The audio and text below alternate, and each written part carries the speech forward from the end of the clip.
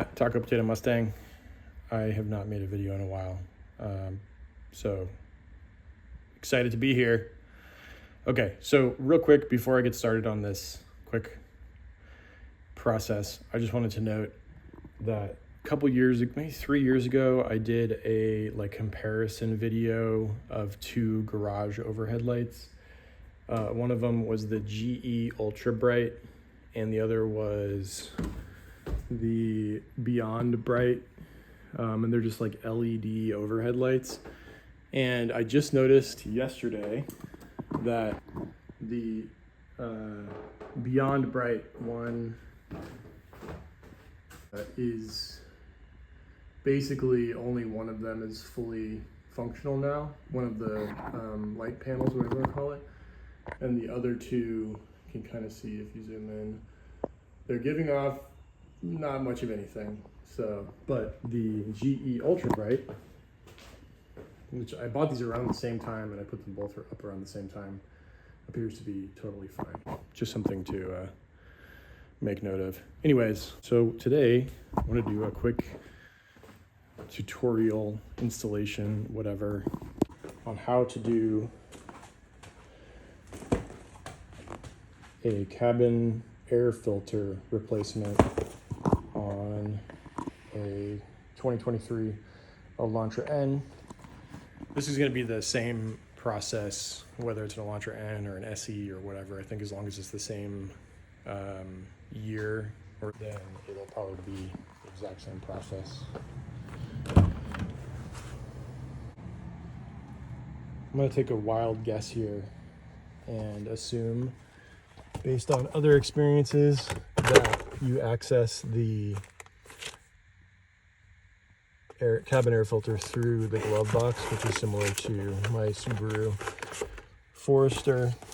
I'm gonna get a light so we can see a little better. But if it's anything like the Forester, you're basically just gonna drop the glove box and then you should be able to access wherever the cabin air filter goes in pretty easily from there. So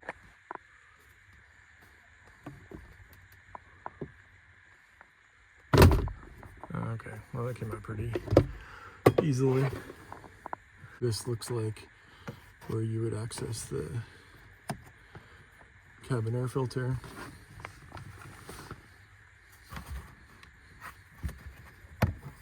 Okay, so there's a little clip here that you just have to squeeze, and then this piece comes out, and then you can see the filter. It's not too bad. It's got some leaves and other random stuff in it, but it's been about 13,000 miles, so maybe not a bad idea to change it. I mean, this honestly isn't too bad, but I'm gonna compare it to the new one and see if it makes sense to change it right now. Probably will, but who knows. Okay, this filter looks pretty standard. It's gonna tell you which direction the airflow is, and I believe you're going to want to have that arrow facing down, but I'm pretty sure that this is how it was on the OEM filter.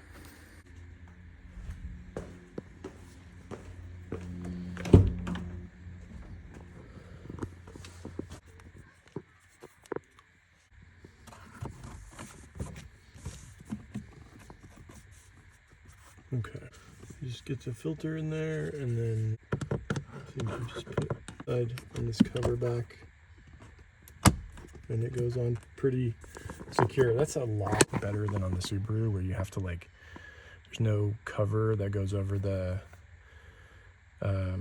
actual filter to hold it in place. You just have to put it in there perfectly and then close the glove box, which is a little bit annoying, but yeah.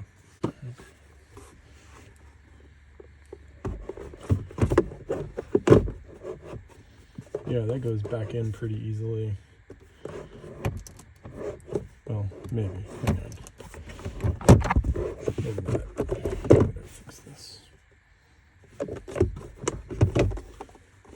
I think you gotta do.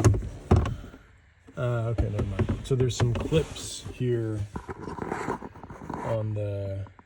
Let's see if you can actually see. These, there's four I don't know if clips is the right word, but they're little things that need to connect onto this, like at the top of the screen, this like bar, what do I call it? Yeah, so you can do that first.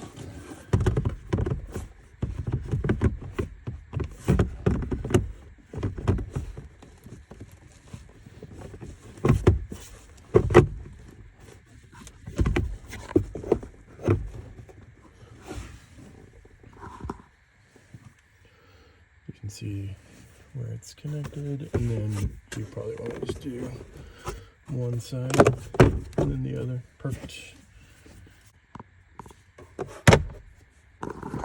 Wow, wow. So that took me all of about 5 minutes of actual work. And this is one of those things that I feel like the average person, I got a ton of I did this exact same video on my Subaru Forester, and it took, I think the video itself is like 4 minutes, and I get a ton of comments on that video just saying like, thanks for showing me how to do this. And there's other people who do similar videos for processes like this that are really simple, but I think that it's one of those things that, like, if you know how to do it, you're going to save yourself between $40 and $80 instead of going to a dealership where they're going to tell you like that's one of the things that they need to do. And yes, you should change your cabin air filter every, I don't know, maybe 10, 15,000 miles. But should you pay $40 to $80 for it? No. Just go buy a filter for like 15, 20 bucks. Take 5 minutes and do it yourself. Another thing I just wanted to mention real quick, and I think this is super helpful for any sort of stuff you do in your car, is I use the Notes app on my phone, and I just put down like the date and the mileage on whenever I did something like this. So it's easier for me to refer back to it and say, okay, I did the last air filter change at 13,217 miles. So you know that, like, you know, the earliest you'd probably need to change it if you're doing it every 10,000 is around 23,000 miles. So just something I think is helpful. And then I find it's super useful to have dates and mileage references for when you did stuff, not just for yourself, but for, you know, when you eventually sell the car. I think it's always good to have, you know, records notes, whatever, on things that were done to the car, maintenance, modifications, etc. So yeah. Another quick thing I wanted to note is that I actually had bought an engine air filter, which I also ordered from Amazon, which I normally do not do, and this is why I normally don't do it. This is notably smaller than the OEM filter. You can see like how much of a difference there is on one side. So this doesn't even properly seat inside the airbox. So whereas the factory air filter is a perfect fit.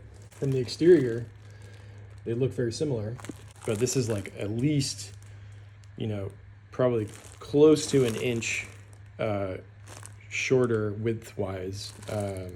So can't even use it. This is what I get for buying a $10 air filter. So if you're looking for something like an engine air filter, for sure, definitely make sure you get like either a K&N or AEM like you know, performance filter that you can reuse, or if you get a paper filter, make sure you get one that is the actual OEM part, because you don't know if it's, you know, some of these crappy Amazon things are going to fit. So yeah.